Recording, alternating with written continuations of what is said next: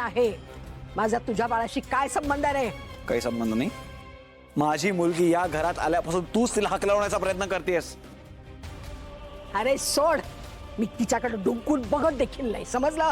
ठीक आहे, ठीक आहे, तू नसशील बघितलं. हं? तू नाहीतर या बाईने केलं असणार आहे सगळं. ही बाई तर अख्ख्या घराच्या जीवावर उठलीये. हे बघ सिद्धू, मला माहितीये तुला माझा खूप राग आलेला आहे, पण असे घाणेरडे आरोप नको करूस माझ्यावर. मी कशाला त्रास देईल तुमच्या मुलीला? आजी, तुम्ही तरी समजावून सांगा ना त्याला. बास बास बास करा, बास करा. निलांबरी वहिनी, तुमची सगळी नाटकं ओळखून आहे मी. अरे बाबा सिद्धू, खरंच सांगते, मी नाही काही केलं तुमच्या बाळाला. मला माहितीये, मला घराण्याचा वंश मागितला ना आजीने. ही गोष्ट तुम्हाला सहन नसेल होत, बरोबर ना? म्हणून आजी, ह्यांना ना मला घराबाहेर काढायचंय, म्हणून सगळे प्रयत्न चालू आहेत. आणि ही भावना त्या सिद्धूला वाटेल ते आरोप करायला लावते माझ्यावर. वहिनी, नक्की कशापासून बनलाय तो तुम्ही? इथे मला माझं बाळ सापडत नव्हतं, अडगळीच्या खोलीत सापडली आहे ती मला. आम्ही जर का तिथे वेळेत पोहोचलो नसतो तर तिचं काय झालं असतं, मला विचार करूनही धडधडतंय. या सगळ्यात मी तुमच्या विरोधात कारस्थान करीन असं वाटतंय तुम्हाला? मी तेच सांगतोय तुला, खरं कारस्थान करणारी हीच बाई आहे. हे बघ सिद्धू, तुला माझ्यावर संशय आहे ना? तू घे माझ्यावर संशय, पण हे सगळं मी केलं याचा काही पुरावा आहे का तुझ्याकडे? हे बघा बहिणी, तुम्ही काय करू शकता आणि काय नाही करू शकत हे सिद्ध करण्यासाठी मला पुराव्यांची गरज नाहीये. पण ज्या दिवशी मला तुमच्या विरुद्ध ठोस पुरावे मिळतील ना, त्या दिवशी मी तुमचं काय करीन ना हे मलाही माहित नाही. सोडणार नाही तुम्हाला. बघा, बघताय ना, तुमचा भाऊ तुमच्या समोर मला धमकी देतोय, तुम्ही माझी बाजू देत नाही. ठीक आहे, मला जर या घरात एवढीच किंमत आहे ना, मग मी जगून तरी काय करू? मारूनच टाका ना मला. रोज रोज अपमान सहन करत नाही जगायचं मला. नीलांबरी, बास कर आता. आता कोणी एक शब्द सुद्धा बोलणार नाही. एकतर यांची तब्येत ही अशी आहे, डॉक्टरने स्ट्रेस घेऊ नका म्हणून सांगितलं, आणि तुमचं काय चाललंय इकडे? भावना, हे बघ बाळा, तू जा आतमध्ये, हिला शांत झोपव आधी. आणि हे बघ, एक सेकंद सुद्धा तुझ्या नजरेआड होऊ देऊ नकोस हा बाळाला. होय. आणि सिद्धू, तू पण आता जरा शांत हो. हे सगळं कोणी केलंय आणि का केलंय हे आपण नंतर शोधून काढूया. पण हे बघ बाळा, माझ्यासाठी आता सध्या ह्यांची तब्येत जास्त महत्वाची आहे. आई, तुम्ही हजारदा सांगाल हो यांना गप्प राहायला, पण हे गप्प राहतील का? सतत मला काहीतरी बोलत राहतील, मला टार्गेट करतील. मला बाळ होत नाही ना, माझ्या जखमीवर रोज मीठ चोळतात. अगं गप्प बस ग बाई आता तू. हे बघ, उगाच विषय भलतीकडे नेऊ नकोस तू. हो, अगोदर मला माझ्या नवऱ्याकडून वचन पाहिजे.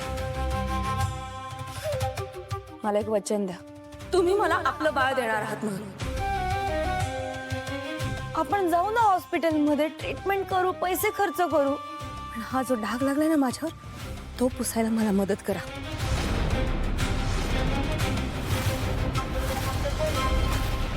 नीलांबरी वहिनी, उगाच ही असली नाटकं करत अधिराज दादांकडनं वचन मागत बसू नका हो. त्या उलट अधिराज दादांचं मन ओळखा, त्यांच्यावर जरा प्रेम करायला शिकाव, तरच तुमचा संसार सुखाचा होईल. मला माझ्या नवऱ्याशी कसं वागायचं, कसं बोलायचं हे शिकवण्याची गरज नाहीये मला, समजलं ना? त्या अगोदर एक काम कर ना, स्वतःच्या बाळाला कसं सांभाळायचं याच्याकडे लक्ष दे. उगाच अक्कल पाजळत नको बस. जाऊ दे भावना, उगाच चिखलात दगड फेकून काही उपयोग नाही. आपण निघूया इकडनं.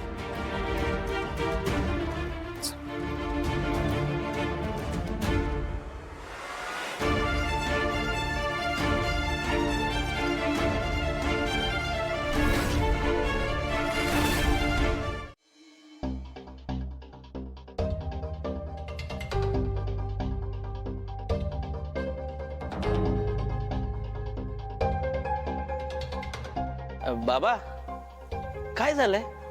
नाही, सगळ्यांना जेवणानंतर असं एकत्र बोलवलंय, तुमच्या डोक्यात काही नवीन सोहळा साजरा करण्याचा विचार नाहीये ना? बाबा, उगाच खर्च नको आता. जरा थांबशील? संतोष, काहीतरी महत्वाचं सांगायचं. आज आम्ही एका वकिलांना भेटून आलो. पण त्यांची फी खूपच जास्त आहे. आणि एक गोष्ट आहे, या अशा प्रकारच्या केसेस लढण्यात त्यांचा हातखंड आहे. बाबा, तुम्ही फीची काळजी करू नका. आपण आहोत ना सगळे, होईल सगळं मॅनेज.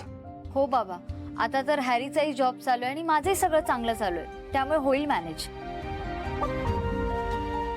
ऐकताय ना, सगळी मुलं आपल्या पाठीशी उभी आहे. शिवाय गृहलक्ष्मीचं व्यवस्थित चाललंय आणि तुमचं इथे व्यवसायातलं आहेच की. हो, होईल सगळं चांगलं. हो, सगळ्यात आधी काय करायचंय आपल्याला, आपलं घर, आपली ही वास्तू त्या जयंतच्या घशातून बाहेर काढायला हवी. अरे माझा फोन आतमध्ये राहिला. थांबा, नाही, खर्चाचा विषय निघालाय म्हणून लगेच टेन्शन घेऊ नका. मी आहे, मी करेन सगळं मॅनेज. तुमच्यापर्यंत नाही येणार, त्यामुळे फोनचं कारण काढून लगेच जाऊ नका. बसा जरा. पैशांचं नाव ऐकून संतोष दादाने लगेच त्याच्या 5 लाखांचा विषय नको काढायला. मी कसे बसे सगळे पैसे जमवले, पण दादाच्या बॅगमध्ये ठेवायला वेळच मिळत नाहीये. आता सगळे इथेच आहेत, तेवढ्या वेळात ठेवून येतो. हनी, मी जरा आलोच. हां, बरं ठीक. हां.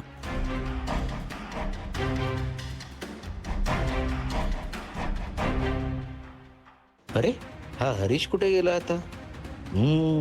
मासा गळाला लागला वाटतं.